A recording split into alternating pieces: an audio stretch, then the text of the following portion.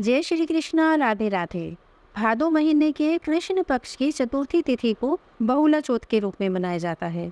वैसे तो साल की सभी चतुर्थियां भगवान गणेश को समर्पित होती है। इस दिन भगवान गणेश के निमित्त ही व्रत और पूजा किया जाता है।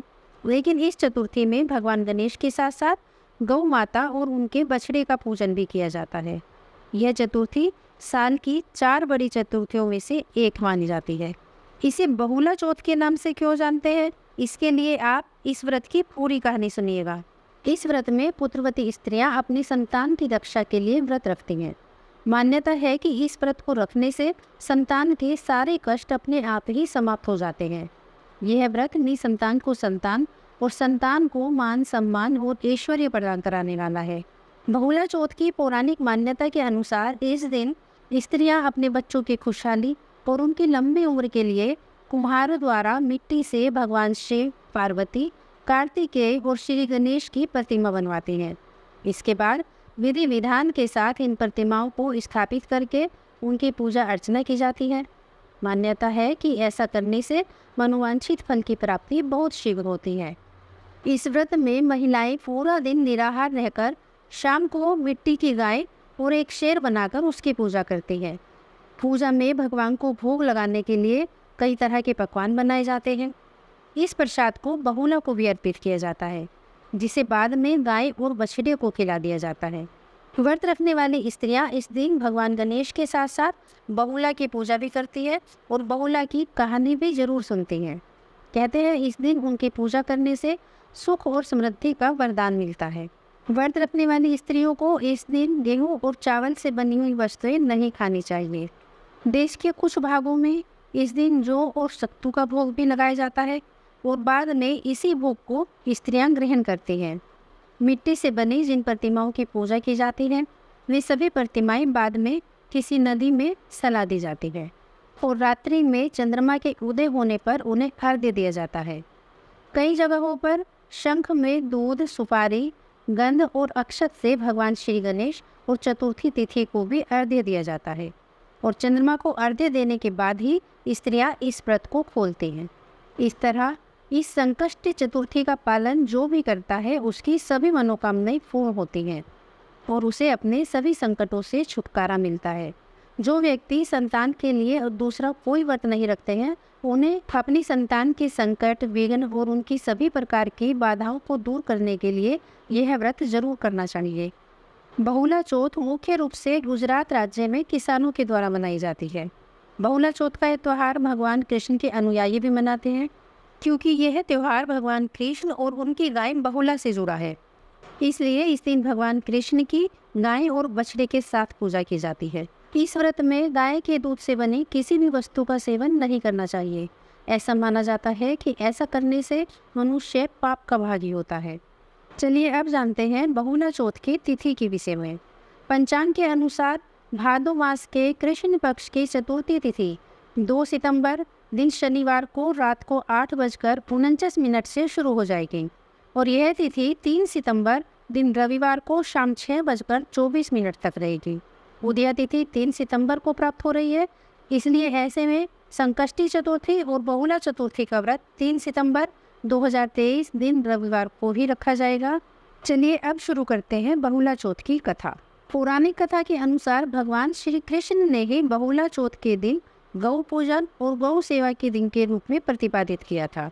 इसलिए इस दिन गौ माता के साथ भगवान श्री कृष्ण की भी पूजा की जाती है। द्वापर युग में संसार को कंस के अत्याचारों से मुक्त कराने के लिए और धर्म की स्थापना करने के लिए जब भगवान श्री हरि विष्णु ने माता देवकी के गर्भ से श्री कृष्ण के रूप में अवतार लिया था, तब जब श्री हरि विष्णु वैकुंठ से पृथ्वी पर अवतरित हुए तो बहुत से देवी देवताओं ने भी उनके लीलाओं का आनंद उठाने के लिए और उनमें भाग लेने के लिए धरती पर वो गोपियां बनकर अवतार लिया।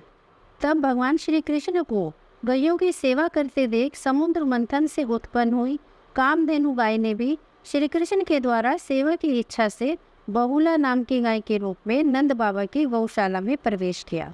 बहुला के साथ एक बछड़ा भी था। भगवान श्री कृष्ण को गैयों से बड़ा प्रेम था। उन्हें गायों में बहुला बहुत प्रिय थी। भगवान श्री कृष्ण जानते थे कि बहुला कामधेनु का रूप है और उनके प्रेम के कारण ही उसने यह रूप लिया है। एक बार की बात है, भादो महीने के कृष्ण पक्ष की चतुर्थी का दिन था। उस दिन बहुला वन में चरती हुई बहुत आगे चली गई और अपने झुंड से बिछड़ गई। जब घूमते घूमते बहुत देर हो गई तो शाम होते देखकर उसे अपने बछड़े की चिंता सताने लगी। तभी एक बहुत विशालकाय शेर उसके सामने प्रकट हो गया। एक इतने बड़े शेर को अपने सामने देखकर बहुरा डर के मारे कांपने लगी। उसे लगा कि अब तो उसकी मृत्यु निकट आ गई है। मृत्यु को सामने देखकर भी बहुला के मन से अपने बछड़े के भूखे होने का ध्यान नहीं गया। बहुला को शाम के समय अगर घर वापस जाने में देर हो जाती तो उसका बछड़ा व्याकुल हो उठता था।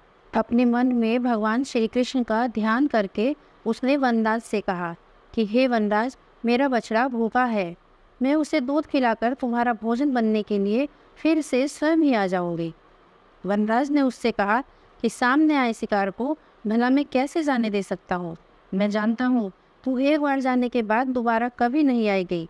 तेरा बछड़ा भूखा है तो क्या हुआ, मैं भी तो भूखा हूँ, तू पहले मेरी भूख मिटा। बहुला ने शेर से कहा कि मैं तुम्हें वचन देती हूँ, एक बार अपने बछड़े को दूध पिलाकर उसकी भूख मिटाकर मैं तुम्हारा भोजन बनने के लिए आ जाऊंगी। उसकी बातें सुनकर वनराज ने उससे कहा कि मैं तेरी बात पर भरोसा करके तुझे कैसे जाने दूँ। तब बहुला ने अपने धर्म और सत्य की कसम खाकर वनराज से कहा कि मैं अपने धर्म और सत्य की कसम खाकर कहती हूँ कि मैं अपने बछड़े को दूध पिलाकर शीघ्र ही तुम्हारे सामने फिर से उपस्थित हो जाऊंगी।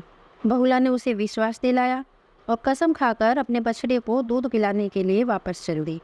बहुला वापस गौशाला जाकर अपने बछड़े को दूध पिलाती है और उसे बहुत प्यार करती है और फिर उसे वहीं छोड़कर वापस जंगल में शेर के पास आ जाती है।